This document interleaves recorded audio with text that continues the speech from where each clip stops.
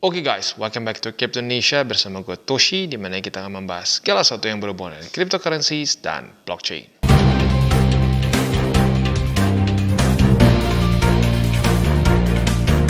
Dan sekarang kita akan update meme coins ya. Ini banyak yang nanya nih, wah bang, gila bang, nih meme coins ngepang banget nih bang, kenapa bisa kayak begini? Ya sebenarnya simpelnya sih karena Donald Trump ya. Donald Trump naik jadi presiden ya, orang banyak yang merasa bahwa wah crypto is so back ya, maka dari itu BTC ngepam, alts cenderung ngepam, dan ya overall semua luar biasa ya, naiknya dengan luar biasa. Nah tetapi dari semua meme coins ya, mungkin yang paling banyak pertanyaan adalah Dogecoin. Bang, yang lain double digit, ini triple digit bang, 30 hari ngepam 269%. Kok bisa bang? Jawabannya adalah hype. Hype dari mana bang? Hype dari Elon Musk. Nggak tahu nih, buat lu yang dari 2021, inget nggak? Harusnya sih inget ya.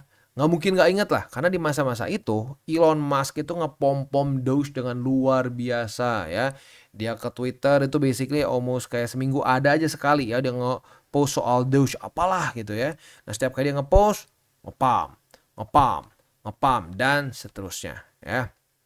Nah itu tentunya membuat apa? Membuat banyak orang yang wah FOMO ikut ya. Nah untuk meme sekali lagi ya, hype itu adalah arguably satu-satunya bensin dari memes ya. Kalau alts tuh masih ada utility, adopsi, orang masih ngelihat some charts lah ya. Chart ini, sorry bukan chart ini ya, tapi chart misalkan berapa banyak orang yang pakai, berapa banyak project-project yang ada di dalamnya. Tapi kalau meme, siapa yang peduli ini mau dipakai atau enggak? Dogecoin gitu, dia kan ada blockchain sendiri. Blockchainnya emang dipakai buat apa? Yang nggak ada yang nge-build games di Dogecoin, nggak ada. Ini hanya pure speculation semua. Nah speculation ini semua fuelnya apa? Ya itu hype begitu. Nah jadi itu penyebab utama kenapa Doge ngepam luar biasa. Nah tetapi aturan ya, atau ya mungkin bukan aturan, pedoman bahwa meme coins yang baru itu cenderung outperform itu sekarang masih tetap berlaku loh bahkan ya. Kalau kita cek Dogecoin dari bottomnya di 2022 di sekitar bulan Juni ya, kita cek dia itu ngepam ke harga sekarang di angka 727% ya. Wow, that's big ya. Nah, tapi kalau kita coba lihat PP adalah meme coins yang rilis setelah cycle kemarin beres ya. Nah, kalau kita lihat di sini dia nggak punya chart di belakang ya, dia nggak ada di 2022, 2021 nggak ada gitu. Dari 2023 aja rilisnya. Dan kalau kita lihat rilis pun dia ngedam dulu gitu ya. Nah, kita lihat dari bottom dia sampai harga sekarang berapa ya. Dari bottom ke harga sekarang kita bisa cek di sini dia udah ngepam 2360%. Kenapa bisa seperti ini? Yang pertama, market cap PP lebih kecil dibandingkan Doge, lebih gampang untuk naik. Yang kedua adalah hype. Hype dari meme coins yang baru itu akan cenderung lebih gampang dibangun dibandingkan dengan meme coins yang udah dari cycle sebelumnya. Ya, kalau kita mau cek yang cycle sebelumnya dan nggak dapat hype terlalu besar, apa yang terjadi? Ya kayak sekarang Shiba dibilang bagus, oh ya bagus dong, ngepam lumayan loh. Tapi tetap outperform ya, tetap outperform oleh PP, tetap outperform oleh Doge. Kenapa? Karena Doge dan PP lebih punya hype. As simple as that. Ya, jadi aturan dari meme coins itu satu, hype-nya ada nggak? Kalau ada hype-nya, ini token mau bener-bener nggak berguna sama sekalipun akan naik. Begitu ya. Nah maka dari itu ya, gue masuk ke sini nih ya. Kalau gua meme coins itu gue lihat sebagai potensi jangka pendek sampai menengah. Kalau pendek kebayang lah ya posisi futures in general. Jangka menengah apa? Jangan dibawa ke cycle selanjutnya. Bahkan arguably menurut gua ya, yang masih lumayan worth it kalau sampai lu gagal TP atau apalah misalkan, aduh terlalu nafsu jadi sama gua nggak di TP-TP. Ya itu lebih baik hanya di BTC dan Ethereum saja. Bahkan alts pun gua nggak terlalu menyarankan untuk lu bawa ke cycle selanjutnya. Apalagi memes.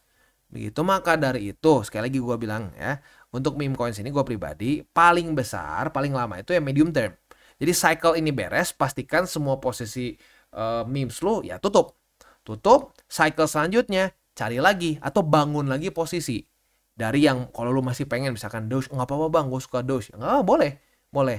Tapi kalau udah masuk ke bear market, lebih baik sih di ini aja di TP semua. Begitu, karena udah cukup banyak kasusnya orang-orang gitu ya, wah tenang bakal tahan ya terus ngelihat minusnya. Ini dari all time high-nya di sini sampai ke di sini. Low-nya, cycle low. 93%. Kalau lu punya 100 juta di Dogecoin di pucuk sini, berarti tinggal sisa berapa? 7 juta, bahkan nggak sampai 7 ya, 6, something juta. Kuat nggak? Banyaknya nggak kuat. Begitu. BTC aja 70% orang udah muntah darah, ini 90. Begitu. Dan ya lagi-lagi kalau BTC masih punya fundamental yang kuat. Nah kalau ya memes lagi-lagi itu punya potensi yang sangat besar untuk mati. Doge oke lah, dia masih bertahan begitu ya. Karena ada Elon dan seterusnya. Coba nggak ada Elon. Susah. Banyak sekali meme coins dari 2021 yang udah mati dan orang bahkan nggak tahu di cycle ini. Nah jadi makanya itu gue bilang untuk meme coins itu boleh banget profit dari meme coins. Tetapi ya harus dengan mindset yang tepat. Janganlah berpikir bahwa oh meme ini akan menggantikan BTC. Nah itu udah ngalor ngidul menurut gue ya. Oke, sekarang kita akan langsung aja masuk ke charting Dogecoin. Untuk Dogecoin ini ya secara futuresnya ya belum ada setup ya karena jebol terus.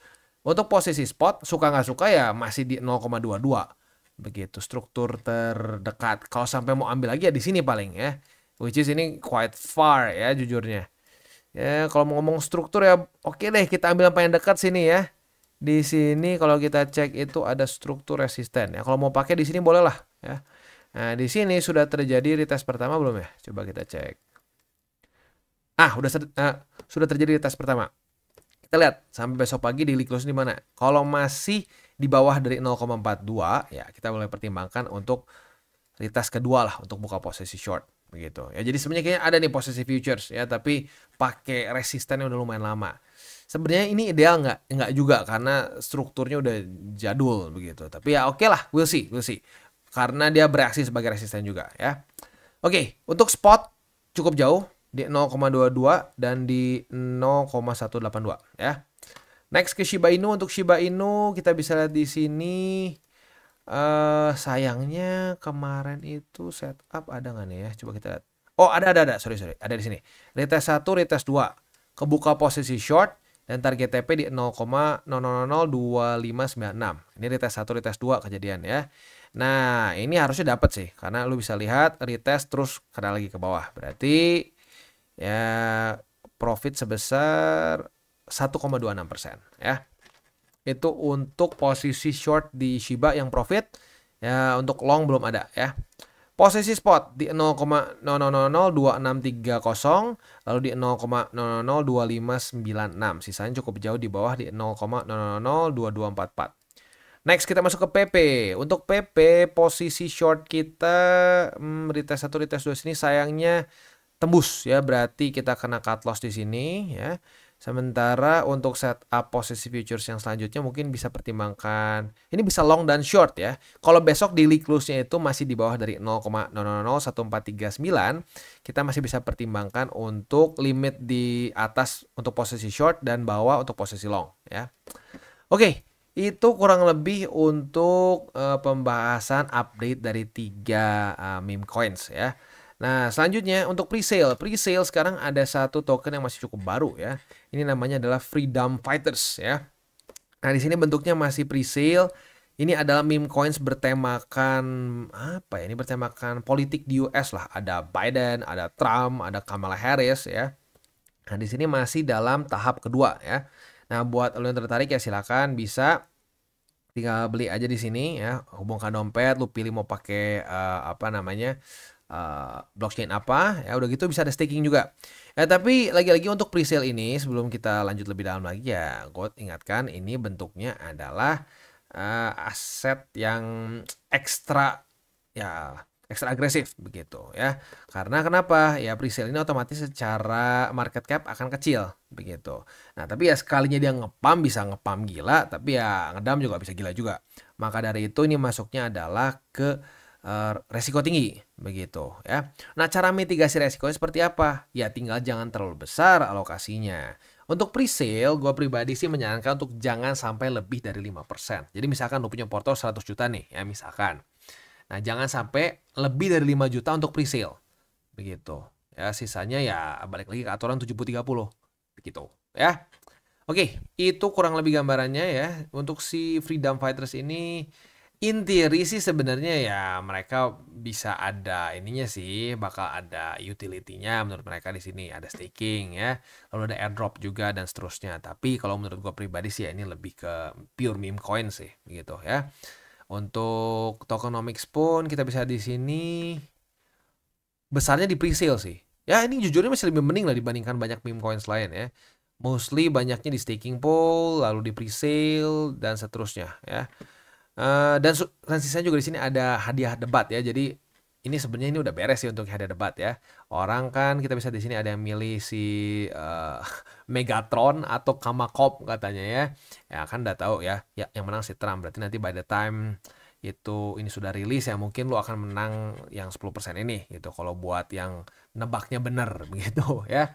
Ya ini lagi-lagi sih kalau menurut gue sih ini pure meme coins. Jadi ya kalau gue pribadi sih melihatnya lebih ke jangka pendek. Sampai dia listing, ngepam, ya misalnya udah ngepam, nah ada pertimbangkan target TP-nya ya atau gini lah, pertimbangkan untuk TP modal lah minimal begitu supaya yang ada resiko lagi. Jadi udah modalnya beres. Nah, itu tinggal lu piter-piternya masing-masing deh ya. Mau di TP semua sampai 0 boleh ya. Semua udah profitnya dikantongin boleh. Mau hanya sebagian diambil silahkan. Ya itu udah punya cara masing-masing lah setiap orang ya. Tapi yang pasti untuk presale ini secara risk profile lebih cocok untuk orang-orang yang agresif gitu ya. Dan selain dari freedom fighters ada juga di sini flockers. Ya untuk flockers ini mereka itu ya coin meme ya, jelas di sini ditulis coin meme ya. Dimana di sini mereka akan ada sistem vote to earn begitu, dimana kalau kita nanti voting ya melalui voting kita akan bisa mendapatkan some tokens maybe ya. Nah, tapi ya menurut gue pribadi sih tetap ini masih masuknya ya sesuai dengan yang mereka klaim juga, memang meme coins begitu ya. Kedepannya apakah akan ada utility-nya atau enggak sih sampai sekarang masih belum ada pembuktiannya. Nah, tapi lagi-lagi untuk presale ini ya seperti yang gue sudah katakan di depan punya potensi yang ya ini go big or go home begitu. Makanya ya seperti yang gue tadi sudah ingatkan ya.